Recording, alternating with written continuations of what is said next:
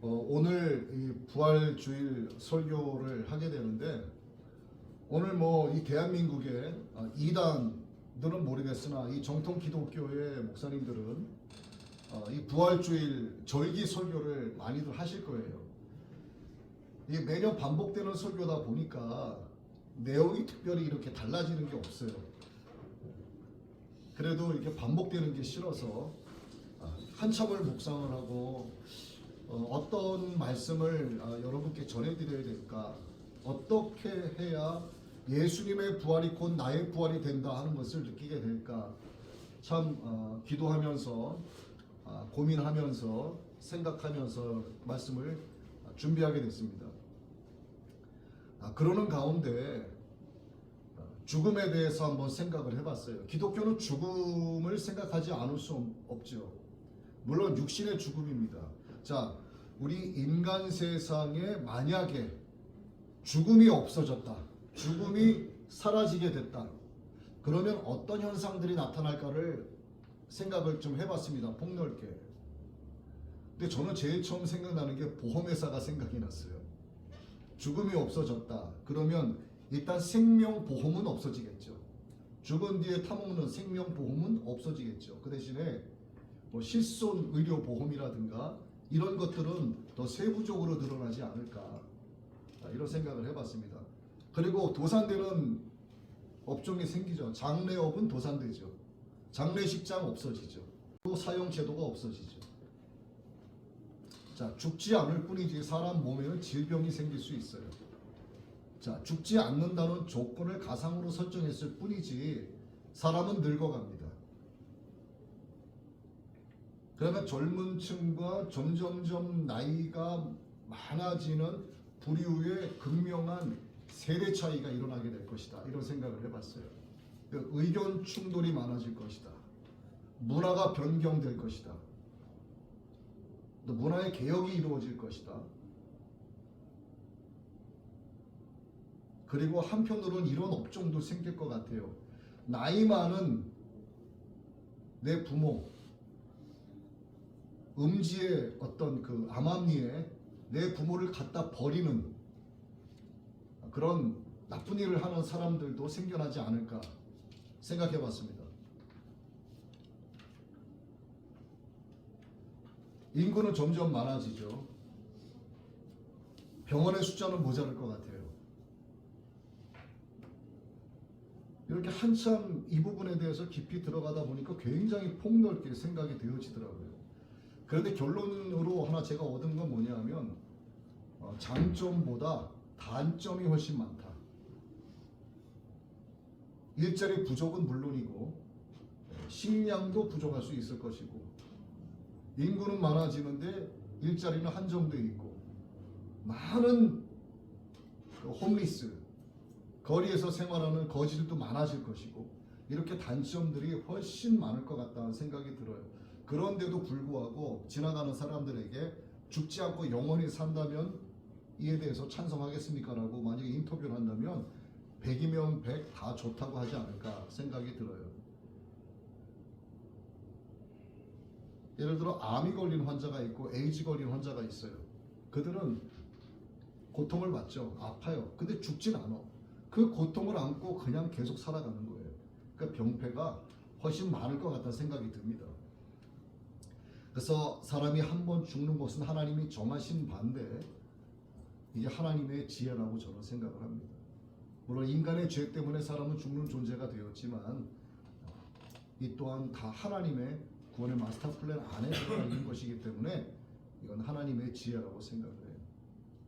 그래서 하나님께서 우리에게 생명으로 창세기 때 우리를 지으시고 생명이 되게 하셨어요. 우리가 사실 영원히 살 수 있는 존재인데 그 당시만으로 봤을 때 완전한 존재는 아니었다 하는 것.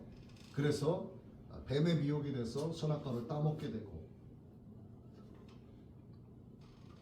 오늘날 하나님께서 하나님의 아들을 우리에게 보내주셔서 그분이 우리의 복음이 되시고 그분을 믿고 나아감으로써 점점 이 땅에 살면서 하나님께서 우리에게 주신 그 시간 동안에 성화되어져 가면서 예수님 가신 그 길을 가고 부활하신 예수님을 따라 우리가 부활의 소망을 안고 믿음으로 하나님 앞에 나아가고 있는 이것이 이제 오늘날 우리의 삶이고요.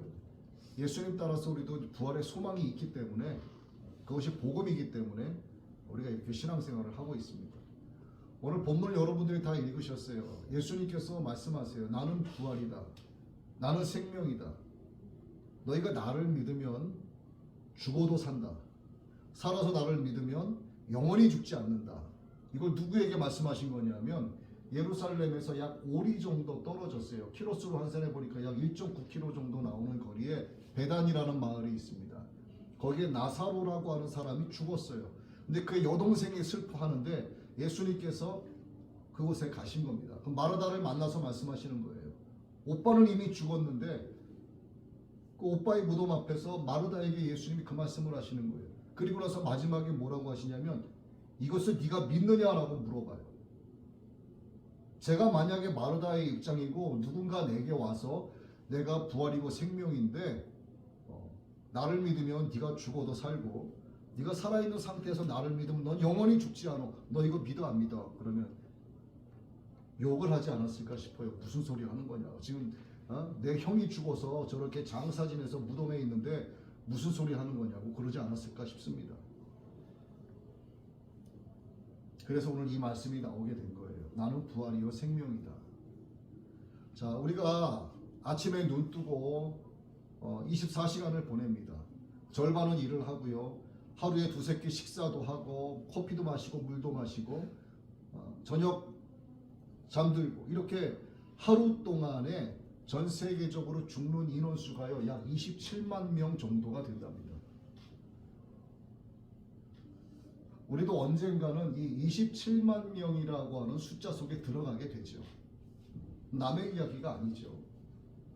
자, 그러면 27만 명이라고 하는 사람이 혼이 이 몸을 벗어나서 창조주 하나님을 대면하게 되는 거예요. 우리가 언젠가는 그 안에 들어가게 될 텐데 도대체 돌이킬 수도 없고 죽으면 다시 살아날 수도 없는 이 죽음이 왜 오게 된 것일까? 성경은 우리 인간의 죄 때문이라고 말씀하고 있습니다. 그럼 이 죽음의 문제를 해결하기 위해서는 어떻게 해야 되는가? 죄의 문제를 해결하면 되는 거죠. 근데 성경에서는요, 우리에게 죽음의 문제를 해결해 주시기 위한 해결 방안을 제시해 주고 있어요. 그 해결 방안을 한 키워드로 말씀을 드리면 지옥의 사면장입니다. 천국의 초청장이에요. 이걸 예수님께서 우리에게 그 방안을 제시해 주셨어요. 그런데 문제는 뭐냐면 대다수의 사람들이 이것을 받아들이지 않고 거부한다는 사실입니다. 왜 그럴까? 어떤 조건을 내세운 것도 아니에요. 단 한 가지 때문에 거부하는 거예요. 그 한 가지가 뭔가? 나는 부활이요 생명이니 나를 믿는 자는 죽어도 살겠고 살아서 나를 믿는 자는 영원히 죽지 않는다. 이것을 네가 믿느냐? 근데 못 믿기 때문에 거부하는 거예요. 그렇기 때문에 예수님이 생명으로 나아가는 길이고 예수님 자체가 믿음이고 복음이라고 하는 사실을 수용하지 못하는 겁니다. 자, 천국의 초청장, 지옥의 사면장, 그리고 이 언약의 증명서가 뭐냐면 바로 성경이죠. 성경이 뭐냐면 하나님의 말씀이에요. 하나님의 말씀은 곧 예수님입니다. 자, 우리가 우리의 혼이 몸을 떠나서 영이신 하나님 앞에 나아가게 됐을 때 심판주 창조주 하나님을 대면하게 됐을 때 말씀이신 예수님께서 우리를 향하여 중보자의 역할을 해주시죠. 제가 여러 차례 이 표현을 드렸는데 나의 핏값으로 산 아버지의 자녀라고 하는 그 말씀이 성경에 나와 있지 않지만 의미상으로 그렇다는 겁니다. 그렇게 말씀해 주시면 우리는 영생을 하게 되는 거예요. 하나님 나라에서. 그런데 예수님께서 다른 말씀을 하세요. 네가 아무리 육신으로 살면서 주여 주여 나를 불렀고 네가 내 이름으로 귀신을 내쫓고 별 기적과 이사를 다 행했어도 너는 내 아버지 하나님의 뜻대로 살지 않았기 때문에 나는 너를 모른다. 내게서 떠나가라 이렇게 말씀하시는 거예요. 그래서 성경은 말이죠. 우리의 믿음 여부에 따라서 우리가 천국 또는 지옥으로 갈 것을 근거하기 위해서 펼쳐지는 겁니다. 성경은 우리에게 그렇게 펼쳐지는 거예요. 근데 우리는 예수님을 믿는 자들이기 때문에 이미 성경은 우리 앞에 펼쳐져 있죠. 그리고 이것이 생명이라고 하는 사실을 우리에게 명백하게 말씀을 해주고 있습니다. 예수님께서 우리에게 요구하시는 내용은 아주 간단해요. 내가 생명이라고 하는 사실을 믿으라 해요. 내가 부활이다라고 하는 사실을 믿으라 해요. 왜 그렇게 믿으라고 말씀하시는가? 믿으면 우리가 알게 되는 게 있기 때문에 말씀하시는 겁니다. 요한 1서의 말씀인데, 내가 하나님의 아들의 이름을 믿는 너희에게 이것을 쓰는 것은 너희에게 영생이 있음을 알게 하려 합니다. 하나님의 아들 예수님이 나의 구세주라고 하는 사실을 믿으면 알게 되는 것이 영생이 있게 되는구나 하는 사실이에요. 믿지 못하기 때문에 그 사실을 믿지 못하는 겁니다. 그래서 예수님께서 그렇게 말씀하신 거죠. 네가 이것을 믿느냐?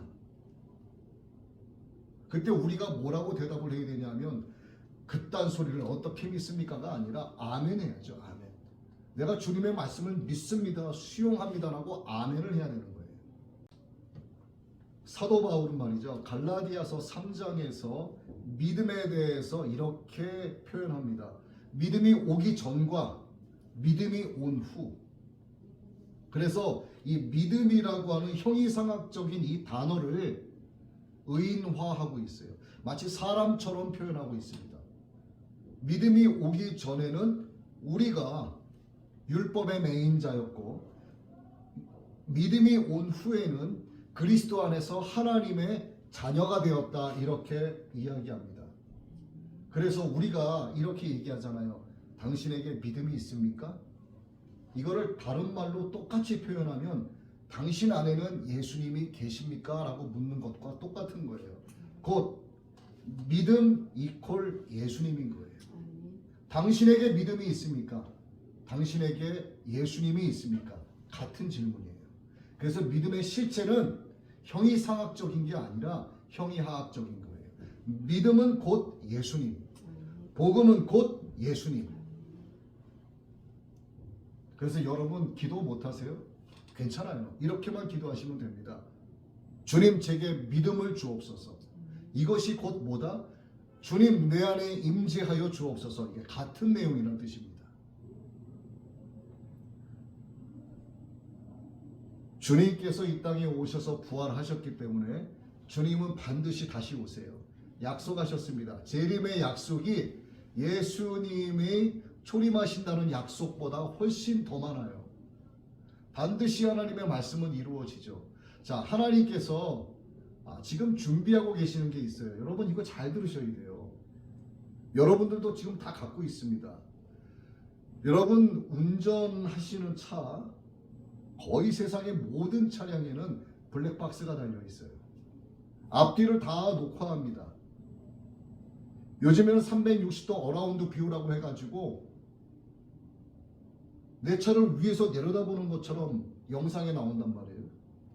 다 녹화가 돼요. 목소리까지 다 녹음됩니다. 그리고 여러분 다 스마트폰 가지고 계시잖아요. 스마트폰에 화질 좋은 카메라 다 갖고 있잖아요. 무슨 일만 있으면 사진을 찍고 뭐 특이한 것만 있으면 가서 동영상 촬영하고 다 하잖아요. 그뿐입니까? 동네마다 곳곳마다 골목마다 CCTV로 가득해요. 이뿐인가요? 공중과 이 땅을 샅샅이 훑고 다니는 뭐가 있냐? 인공위성들이 수두룩 빽빽합니다. 모든 것은 다 녹음되고 있고요. 다 녹화되고 있어요. 우리가 가지 못하는 저기 정글 밀림 한가운데도 인공위성은 찍어요. 남극, 북극 한복판에 가도 인공위성은 찍습니다. 모든 것은 다 기록이 되고 있어요. 자, 이게 사람이 만들었어요. 사람을 누가 만드셨어요? 하나님이 만드셨어요. 이것은 하나님께서 마지막 그날을 위해서 준비해 놓고 계시는 거예요. 요한계시록의 에스겔서의 하나님의 말씀을 이루시기 위해서 응하게 하시려고 사람을 통해서 준비시키고 있는 겁니다. 왜?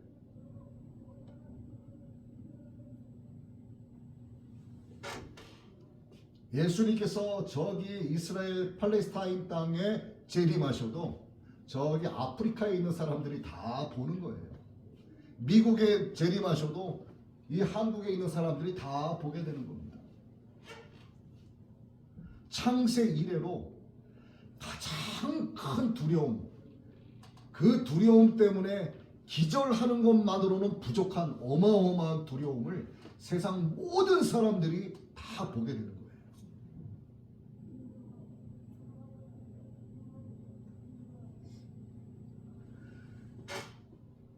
예수님께서 죽으시고 부활하신, 그래서 예수님의 생명이 되시고 부활의 주체가 되시고 예수님께서 믿음의 실체가 되시고 예수님께서 복음의 실체가 되신 이 사실을 믿지 못하는 복음의 거절자들 앞에서 보란듯이 예수님께서 이 땅에 오시기 전과 후 하나님을 대적하고 하나님을 마음에 두기 싫어하고 하나님이라고 이름만 하면은 아예 몸소리치는 사람들, 교회 다니는 사람들 하면은 손가락질하는 사람들 앞에서 보란듯이, 그리고 교회 안에 앉아있지만 염소 같은 자들 앞에서 보란듯이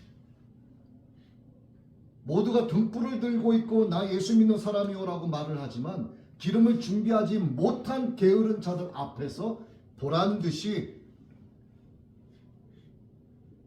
자기를 믿는 그 확실한 믿음이 있는 자들을 예수님께서는요 호련히 변화시키셔서 공중으로 그들을 끌어올리세요. 이게 주님의 휴거입니다.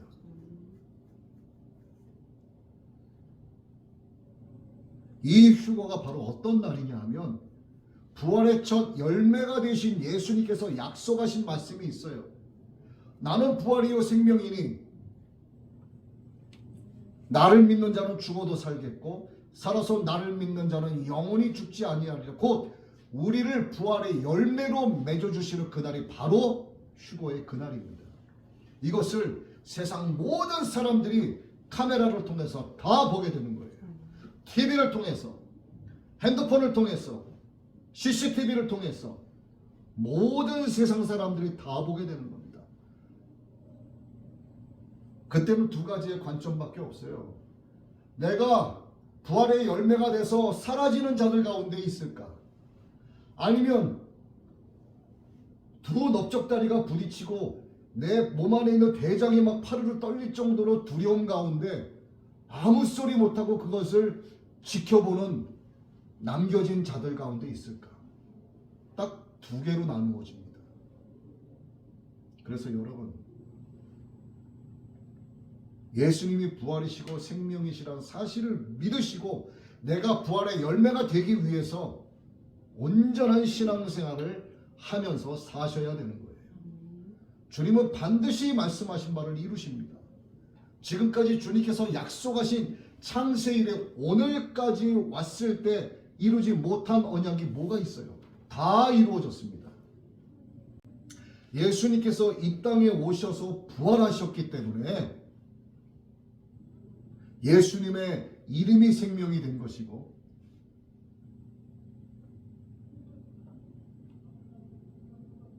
이 땅에 복음이 심겨진 것이고 교회가 세워진 것이고 오늘 우리가 하나님을 예배할 수 있게 된 거예요. 예수님은요 확실한 믿음이 있는 자들에게 이렇게 표현하셨어요. 금보다 귀하다. 내가 너를 천하보다 귀하게 여긴다고 말씀하셨습니다. 베드로전서 1장의 말씀이죠. 너희 믿음의 확실함은 불로 연단하여도 없어질 금보다 더 귀하여 예수 그리스도께서 나타나실 때에 칭찬과 영광과 존귀를 얻게 할 것이라.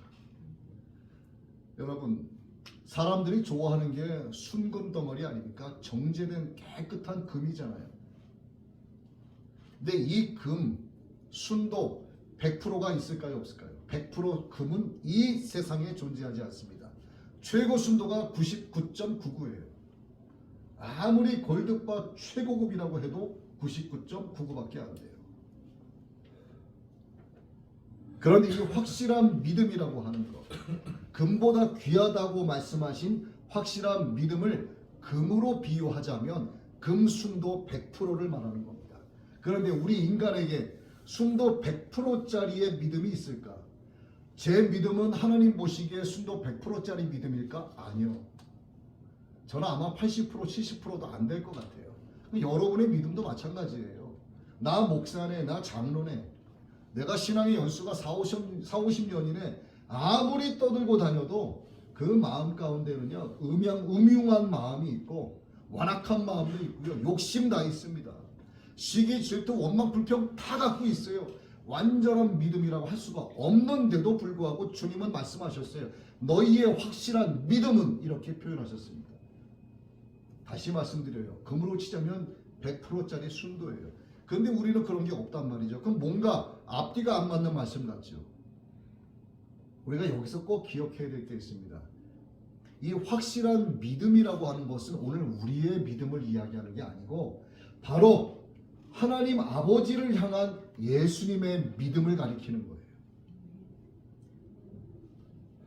하나님 아버지를 향한 예수님의 믿음 안에 있는 우리가 예수님의 이름으로 이신칭의 의롭다 칭함 받은 것을 얘기하는 거예요. 여러분 자신을 한번 생각해 보세요. 나에게 완전하고 확실한 믿음이 있나? 있으면 한번 손들어 보세요. 여기에 수천 명, 수만 명이 앉아 있어도 손드는 사람 아무도 없습니다. 제정신 아닌 사람은 손들 수도 있겠죠. 나는 100% 순도의 믿음이다. 그런데 손을 들어도 저는 안 믿어요. 그걸. 제 자신이 증거이기 때문에 그렇습니다. 자, 오늘 본문 말씀을 다시 볼까요? 나는 부활이요 생명이니 나를 믿는 자는 죽어도 살겠고 살아서 나를 믿는 자는 영원히 죽지 아니하리라. 이것을 네가 믿느냐? 자, 병원에 어떤 환자가요, 불치병 걸린 환자가 병원에 입원을 했는데 그 사람이 돈이 굉장히 많은 사람이에요. 근데 그 사람을 치료할 수 있는 치료제가 이 시대에는 없습니다. 근데 미래에는 치료제가 개발될 수 있어요. 그 사람이 가까스로 생명을 연장하는 기계를 이용해서 생명을 연장해 나갑니다. 한 달 생명 연장해 나가는 비용이 선불 2억 5천이에요. 10년이면 25억입니다. 20년이면 50억입니다. 왜 그 사람이 생명 연장을 그 많은 돈을 써가면서 할까? 왜 할까? 자신의 생명이 말이죠, 돈다발보다 귀하기 때문이에요. 자신의 생명이 이 금덩어리보다 귀하다고 여기기 때문에 그 많은 돈을 써가면서 치료제가 개발되기를 애타게 기다리면서 연장해 나가고 있는 거예요. 그런데 예수님이 우리에게 뭐라고 말씀하셨냐면 내가 너의 생명을 1인당 100년씩 연장해 주겠다, 이렇게 말씀하신 게 아니에요. 오늘 전도사님의 생명을 제가 100년을 연장해 드리겠습니다. 앞으로 전도사님의 사는 날은 200세까지예요. 만족하세요? 그 대신에 저에게 10억을 가져오세요. 만족하세요? 이 정도 가격이면? 예수님께서 우리에게 영생을 주겠다고 하셨어요. 너 부활한다. 너 영생한다. 어디? 하나님 아버지 천국에서 너 영생한다. 예수님께서 우리에게 제시하신 조건이 아무것도 없어요. 그 대신에 내가 너희에게 다 영생하게 해줄 테니까 너는 오늘부터 10년 동안 저기 깊은 밀림에 들어가서 벌레에 물릴 것을 각오하고 10년 동안 무건 수행하고 나와라. 그러면 너는 영생한다. 그리고 너는 살아있는 동안에 10억의 헌금을 해라. 너는 영생한다. 너는 살아있는 동안에 나 예수의 이름을 100명에게 전해라. 그러면 너는 영생한다. 넌 하루에 한 번씩 무조건 착한 일을 해라. 그러면 너는 영생한다. 예수님께서 이따위의 조건을 내거신 분이 아니에요. 내가 길이요 진리요 생명이라고 하는 그 사실 하나만 믿어라. 내가 생명이라는 거, 내가 부활한 너의 하나님이라는 사실 한 가지만 믿어라. 너의 믿음 그 한 가지면 너는 부활한다. 영원토록 살게 된다. 너무나 쉽고 너무나 간단한 거예요. 하나님의 언약은 반드시 성취되지 않습니까? 그런데 못 지키는 거예요. 자, 믿음의 확실함, 이것이 왜 귀한가? 우리는 확실한 믿음 100% 순도짜리가 없어요. 그런데 우리를 향해서 너의 믿음의 확실함은 이렇게 말씀하시고 칭찬과 영광과 존귀를 얻게 할 것이라 말씀하셨어요. 100%의 믿음이 아닌데도 그렇게 말씀하셨다. 제가 조금 전에도 말씀을 드렸죠. 그 믿음은 우리의 믿음이 아니라 하나님 아버지를 향한 예수님의 믿음입니다. 그럼 하나님 아버지를 향한 예수님의 믿음이 어떻게 이 땅에서 나타났는가를 우리가 알면 되는 거예요. 예수님은 말이죠, 크게 세 가지의 엄청난 시험을 통과하셨습니다. 첫 번째 시험 통과하신 것은 성육신의 시험을 통과하셨어요. 예수님이 근본이 뭐예요? 그는 근본 하나님의 본체시나 하나님과 동등될 것으로 취하지 아니하셨다 말씀하고 있습니다. 자, 세 사람의 친구가 회사를 창업했습니다. IT 산업이에요. 10년이 채 안 된 회사인데 엄청나게 큰 그룹으로 성장을 했어요. 이 세 명의 회장이 굉장히 나이가 젊어요. 그런데 세 명이 어느 날 회의를 합니다. 우리 셋 중에서 한 사람이 제일 말단으로 가는 거야. 모든 회장의 직분을 다 내려놓고 한 사람은 말단으로 가서 그들과 함께 먹고 마시고 그들의 아픔을 알고 이 기업의 운영을 미래를 위해서 모든 것을 다 알아야 된다. 이러한 미션이 주어진 거예요. 이 세 사람 중에 어느 누구도 안 가. 회장의 직분도 버려야 돼. 회장으로 가지고 가는 지분 수익률도 없어. 회장의 연봉도 없어요. 그냥 말단 그대로 100% 그대로 가는 거야. 누가 갈래? 누가 가겠어요? 근데 어떤 사람이 손을 들어요. 세 사람 가운데 하나, 내가 갈게. 그 사람이 저기 말단으로 내려가서 허드렛 일부터 시작합니다. 밑바닥에서 일어나는 여러 가지 문제점을 다 듣고 해결하는 거예요. 기업의 미래를 위해서. 그가 누구일까요? 그가 바로 예수님이에요. 하늘 영광을 다 버리고 그는 근본 하나님의 본체시지만 하늘의 영광을 버리고 아주 초라한 모습으로 인간의 모습으로 오셨어요. 그것도 말이 먹는 말 밥통에서 태어나셨어요.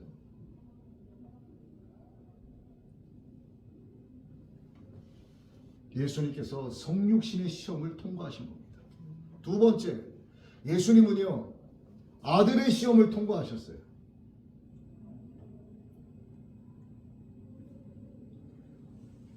예수님께서 이제 하나님의 아들로서 메시아로서의 사역을 시작을 합니다. 하나님께서 우리에게 주신 613가지의 율법을 이제 하나씩 이루어가기 시작을 하시는 거예요. 그리고 시작하시기 전에 사람 세례 요한으로부터 세례를 받습니다. 세례를 받을 때 하늘로부터 소리가 나서 말씀하세요. 너는 내 아들이라. 내가 너를 기뻐한다. 그런데 예수님의 근본은 뭐라고요? 하나님이란 말이에요. 그런데 성부 하나님이 성자 하나님에게 너는 내 아들이다 이렇게 얘기하는 거예요. 기분 나쁜 거지. 예를 들어 제가 친한 목사님들이 있어요. 거의 뭐 동급의 목사님들이 계시다 치자고. 제가 한 목사님에게 얘기해요. 목사님은 오늘부터 나의 비서가 됩니다. 오늘부터 나의 아들 역할을 해야 됩니다. 그 목사님이 뭐라고 하겠어요? 왜 내가 당신 밑이야? 기분 나쁘게 말이야. 내가 왜 당신 비서 노릇을 해야 돼? 안 그러겠냐고. 그런데 예수님은 하나님이시지만 아들로서의 시험을 통과하시고 하나님 아버지를 온전히 믿고 가신 겁니다. 세 번째, 저주의 시험을 통과하셨어요. 나무에 달린 자마다 다 저주 아래 있는 자니라 성경 기록하고 있습니다. 예수님은 나무 십자가에 매달려 죽으셨어요. 저주 받으신 거예요. 자, 이렇게 예수님께서 성육신의 시험, 아들의 시험, 이 저주의 시험을 통과하시고 죽으시고 사망 권세를 이기시고 부활하셨기 때문에 예수님이 복음이 되신 것이고 믿음의 실체가 되신 거예요. 그래서 우리에게 부활의 열매가 된다 약속해 주신 것이고 부활하면 너희가 내 안에서 영생을 누린다고 약속해 주신 겁니다.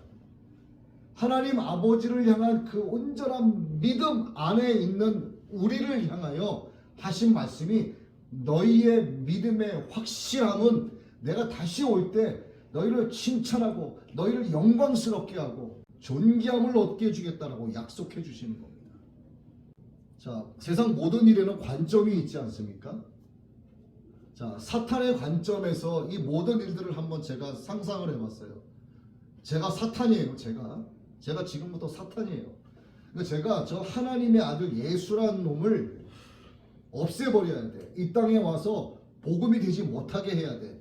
그래서 예수가 돌아다니면서 제자 12를 만드는데 저 12 제자 중에 한 놈을 내가 심어야 되겠다. 그래서 가룟 유다라고 하는 놈을 끌어다가 그 12명 제자 가운데 딱 심어놨어요.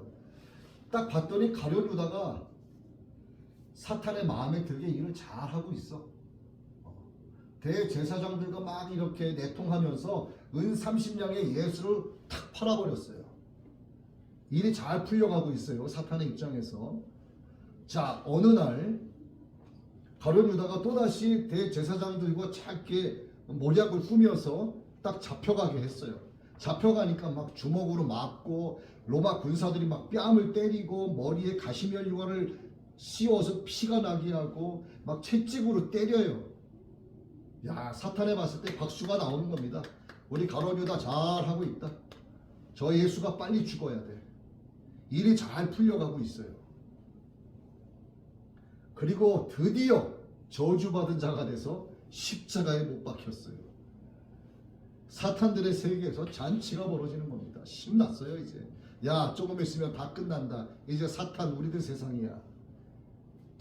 그래서 결국 예수님이 죽었어요. 사탄 세계에서 그날 막 파티가 일어납니다.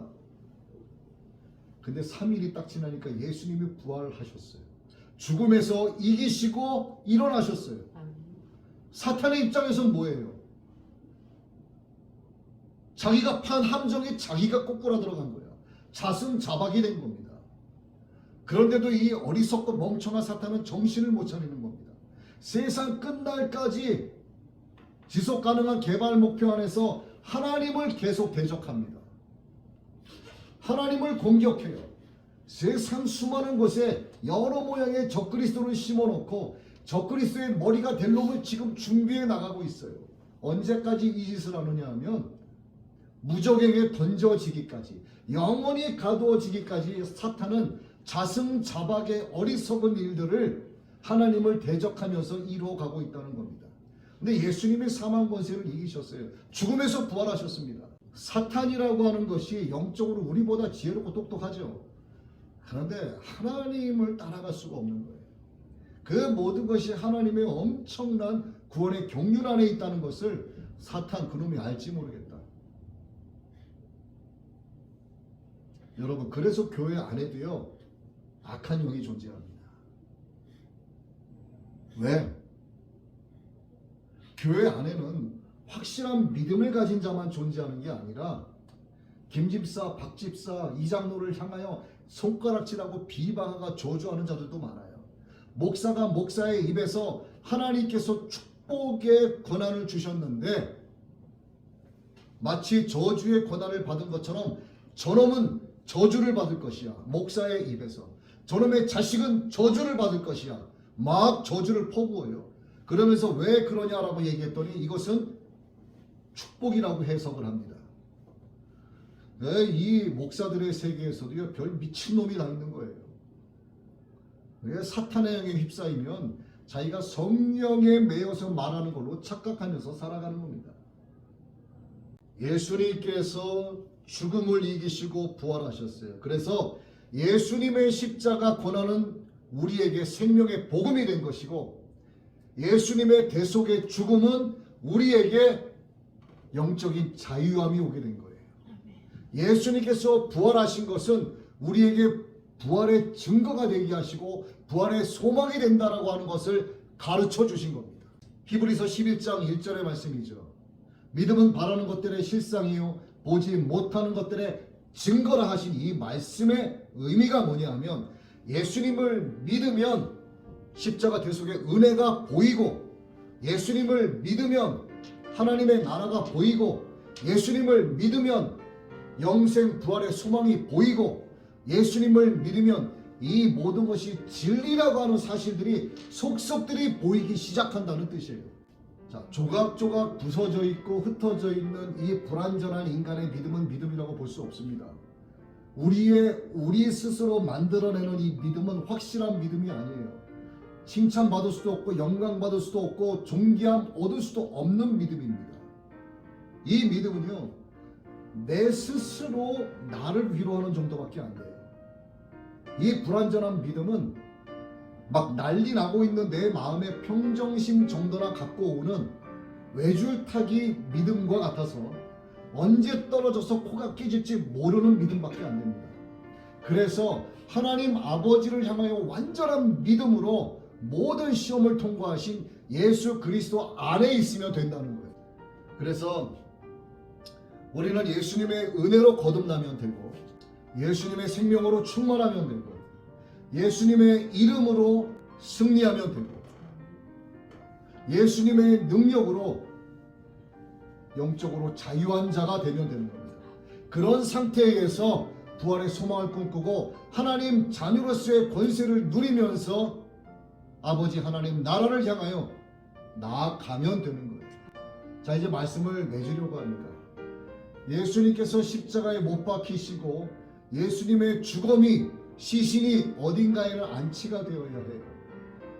부자 요셉이라는 사람이 있는데 자기가 누울 무덤의 문을 열고 거기에 예수님을 시신을 안치시킵니다.